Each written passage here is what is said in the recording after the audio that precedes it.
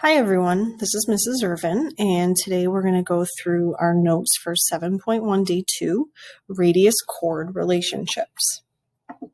So we start by saying that the distance from the center of a circle to a chord is the measure of the perpendicular segment from the center to the chord. Okay, so when we want to measure distance, we always want the shortest distance, and that's going to be perpendicular to our chord.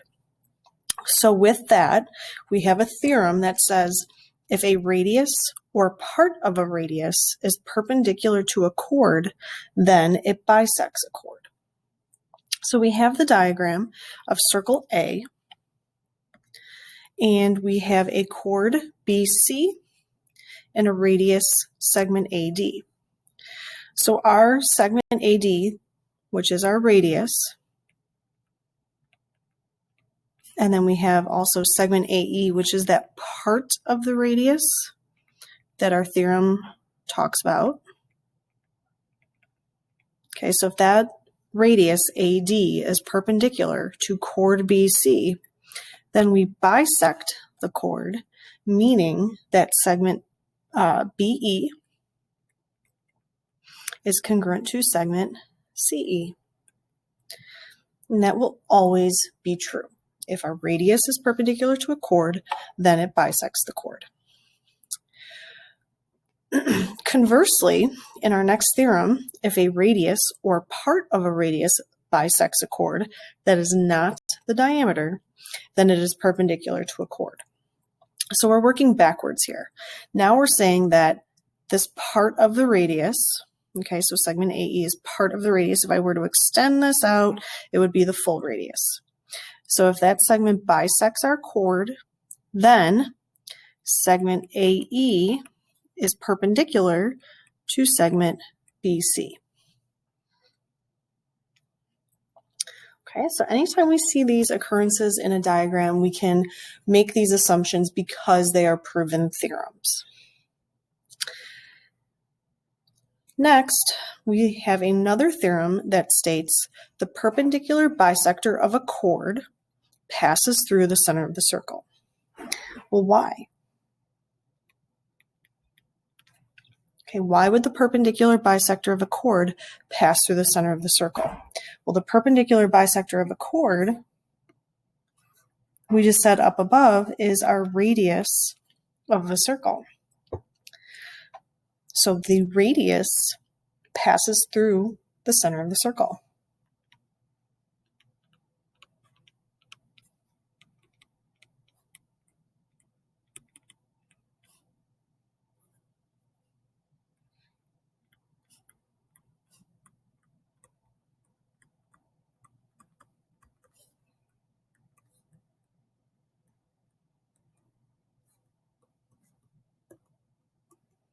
Okay, so our radius has the endpoint at the center of the circle, and that's what makes our theorem true.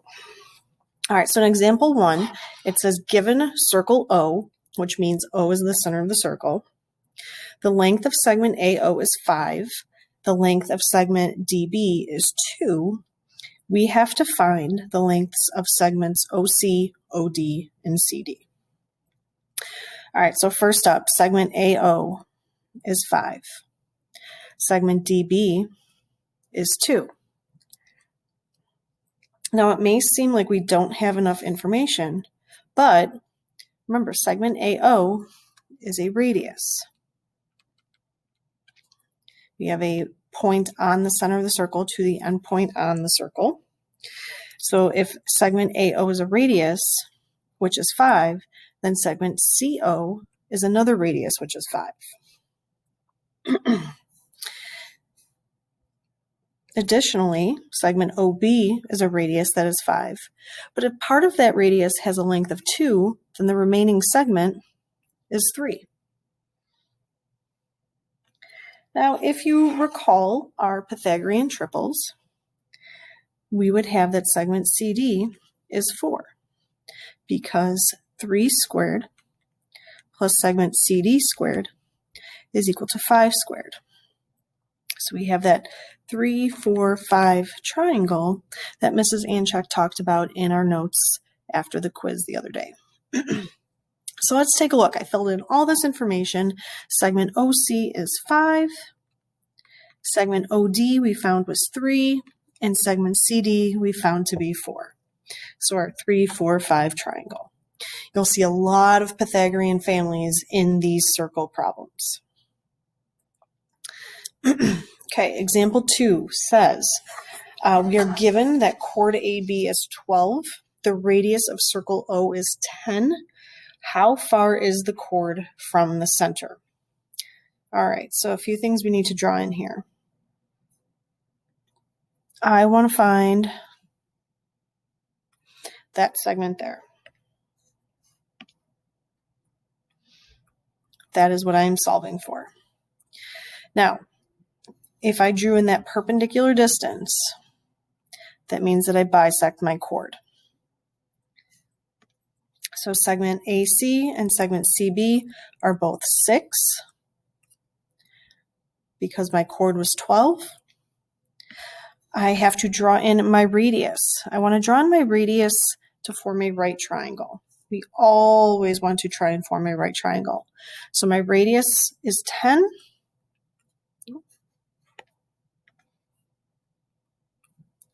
And now I have a right triangle in which I can use either the Pythagorean theorem, so 6 squared plus x squared equals 10 squared, and I get x is equal to 8.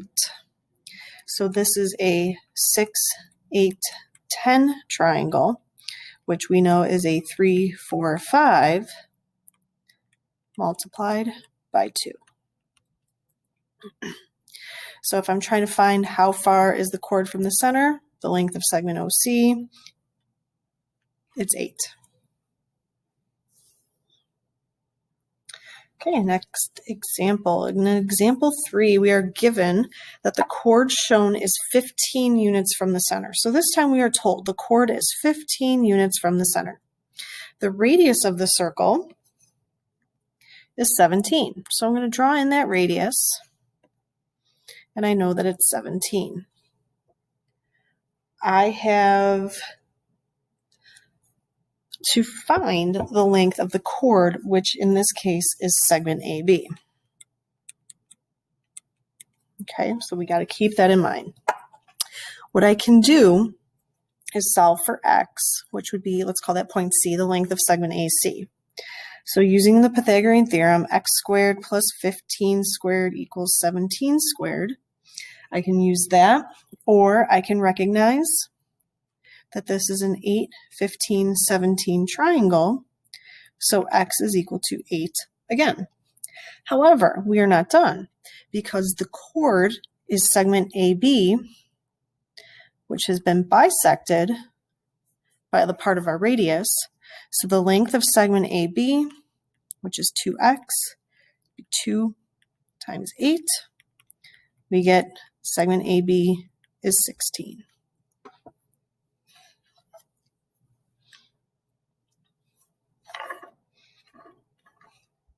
All right, example 4. Now we don't have a diagram. We have to generate this ourselves. The radius of circle O is 13 millimeters. The length of chord PQ is 10 millimeters. Find the distance from O to PQ. So I'm going to go ahead and draw in a circle. I know I have a chord PQ.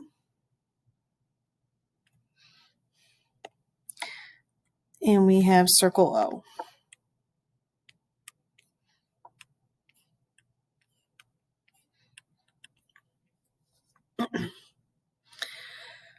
All right, so what we're trying to find here, try and highlight this in a color that we can see. I'm trying to find this distance from O to PQ. That's what I'm solving for. Now, if I draw in that perpendicular distance, I know it's not only perpendicular, but also bisects that chord. Okay, so we have a few more things we can draw in. I have to draw in my radius.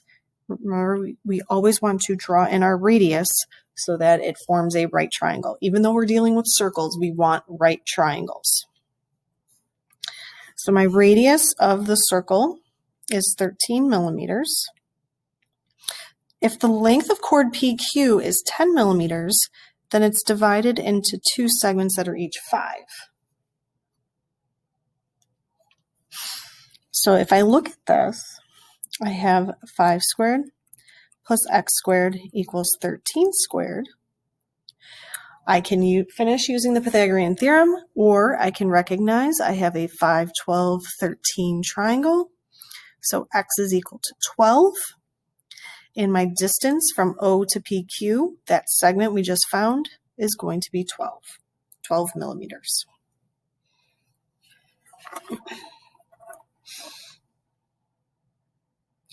Okay, example 5. Again, we are not given a diagram, so this is something that we do need to generate. It says 2 circles intersect and have a common chord 24 centimeters long.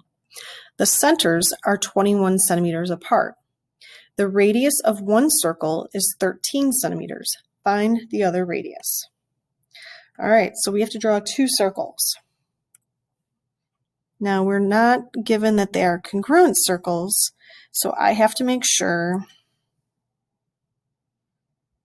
that they are different sizes. All right, and they intersect. Now, in our 2 circles, we have a common chord that is 24 centimeters long. When you have a common chord, we want to draw it here with our points of intersection between those two. Okay, so that common chord, let's call it AB.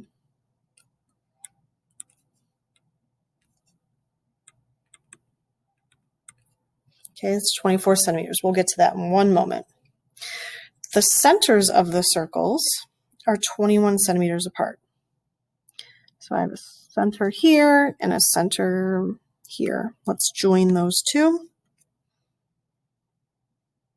Okay, they're 21 centimeters apart, and the radius of one circle is 13. So let's just make this 13. Okay. Now, when I draw in that distance between the 2 centers, that is containing part of the radius of our smaller circle. Let's call it O. So we have this part of the radius, which then is a perpendicular bisector to this chord. If my common chord is 24, then each of these smaller segments is 12. And this allows me to find this part of the radius. Let's call that point C. Okay. So in my diagram, I have triangle COA. X squared plus 12 squared is equal to 13 squared. I recognize that this is a 5, 12, 13 triangle. So X, which is segment OC, is equal to 5. Now, if you recall, we said that the centers were 21 centimeters apart, so that is the length of segment OP. If segment OC is now 5, that means that segment PC is 21 minus 5, which is 16. Using that information, I can draw in the radius of my other circle, segment AP. That's what we're trying to solve for. So in triangle CAP, I have 12 squared plus 16 squared is equal to R squared. We have a 12, 16, 20 triangle, which is a 3, 4, 5 multiplied by 4. So my radius of the other circle is 20 centimeters.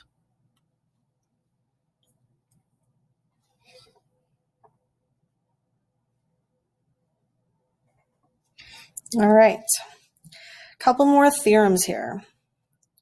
If two chords are equidistant from the center of a circle, then they are congruent. So we are given circle O. We have that segment OX is perpendicular to segment AB. Mark that on my diagram. Segment OY is perpendicular to segment CD. And also segment OX is congruent to segment OY. We need to prove that segment AB is congruent to segment CD. So we're trying to show that if these two chords are equidistant, which means here where segment OX is congruent to segment OY, they're the same distance from the center, then they are congruent.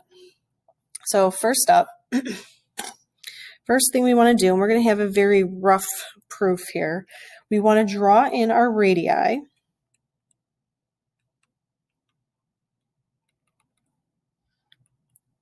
Okay, and segment OA would be congruent to segment OD, which would be congruent to segment OC, which would be congruent to segment OB.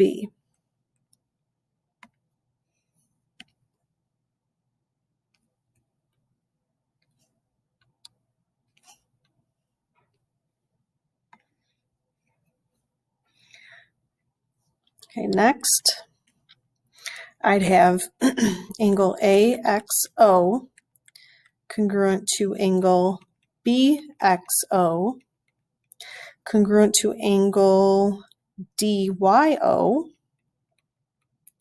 congruent to angle CYO, and that's because right angles are congruent.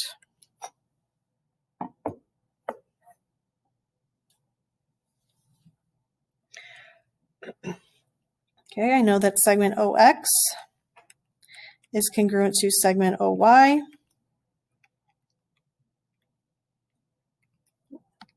That is given. Getting a little more spots here. So with all that information,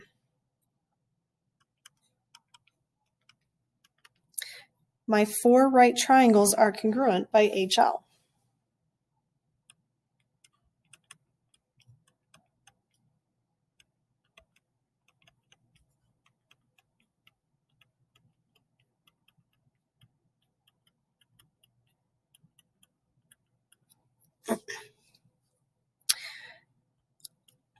Once I have congruent triangles, I know all of their corresponding parts are congruent. So segment AX is congruent to segment BX, is congruent to segment DY, is congruent to segment CY.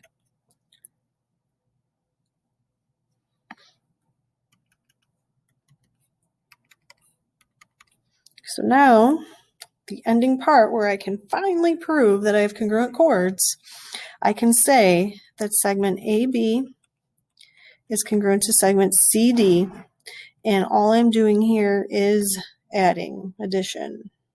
Okay, adding my two smaller segments here, two smaller segments there to get two congruent chords. All right. So again, if the chords are equidistant, then they are congruent.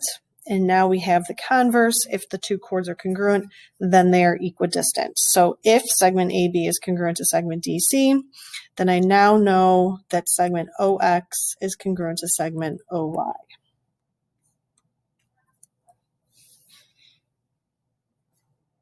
Okay, one final example.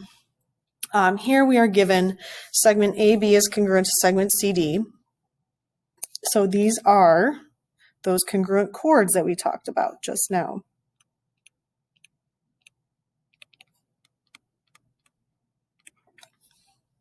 Segment OP is 12x minus 5. Segment OQ is 4x plus 19. So if I have congruent chords, then they are equidistant. Okay, so segment OP is congruent to segment OQ.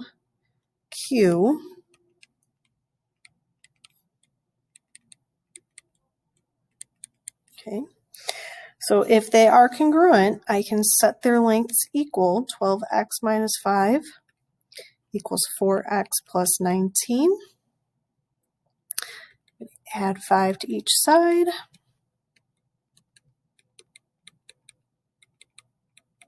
Subtract my 4x to get the x's on the same side. Divide each side by 8 so I get x is equal to 3. Cool, we got x, but we want segment OP. So for segment OP, I'm going to replace my x value with 3. So I have 36 minus 5, I get 31 for segment OP.